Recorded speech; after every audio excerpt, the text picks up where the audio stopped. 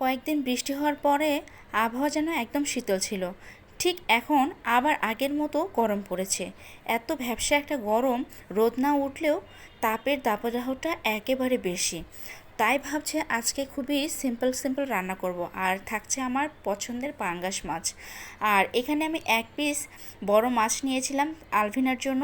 তো এই পাঙ্গাস মাছগুলো আজকে আমি আলু আর টমেটো দিয়ে রান্না করব, আর করলা ভাজি করব। তো কী কী রান্না করব সেগুলো আগেই গুছিয়ে নিয়েছি। আর এর মধ্যেই আপনাদের ভাইয়া চলে এসেছে, কিছু বাজারও করে নিয়ে এসেছে। তো সেগুলো একটু বের করছি, আপনাদের সাথেও শেয়ার করছি। আর সবগুলোই আজকে আমাদের পছন্দের খাবার নিয়ে এসেছিল।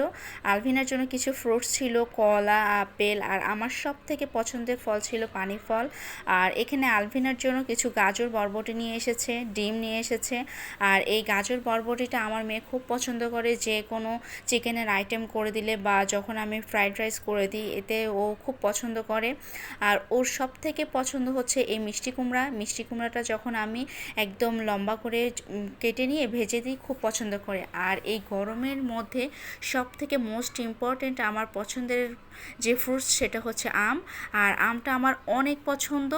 আর এই গরমে আমের শরবত বা আমের ভর্তা যে যেটাই খান না কেন অনেক তৃপ্তি দেয়। আর এইখানে কথায় কথায় আমি সবগুলো ফ্রুটস একটা বোলের মধ্যে নিয়ে নিচ্ছি। আর আলভিনা পাশ থেকে খুব দুষ্টুমি করছে যে আমি কখন খাবো, অ্যাপেল ওর খুব পছন্দ। আর এই হচ্ছে আমার প্রিয় ফল, পানি ফল, যেটাকে বইয়ের ভাষায় জামরুল বলা হয়। এই ফলটা আমার খুবই পছন্দ। খেতে অতটা মিষ্টি না হলেও তো এর যে ঘ্রাণটা, এই ঘ্রাণটা আমাকে খুবই আকৃষ্ট করে।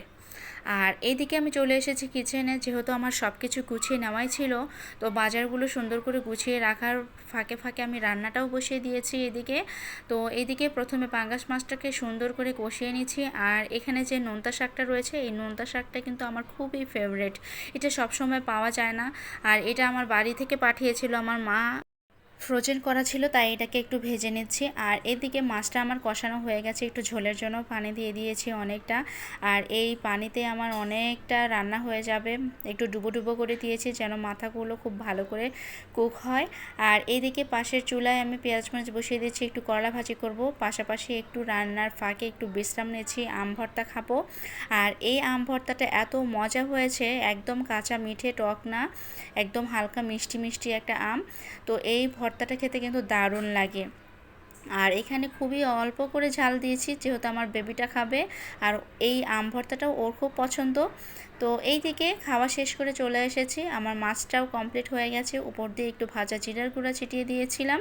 আর এইদিকে করলা ভাজিটা ভাজা হয়ে গেছে, তারপরও একটু চুলা ঢিম করে দিয়ে একদম মুচমুচে করে নিচ্ছি। আর এই করলা ভাজিটা কিন্তু আমাদের সবারই অনেক পছন্দ। তো কাজের ফাঁকে ফাঁকে এদিকে একটু কিছু বরবটি আর গাজর এগুলো একদম কুচি কুচি করে কেটে নিয়েছি, এগুলো একটু ফ্রোজেন করে রাখবো।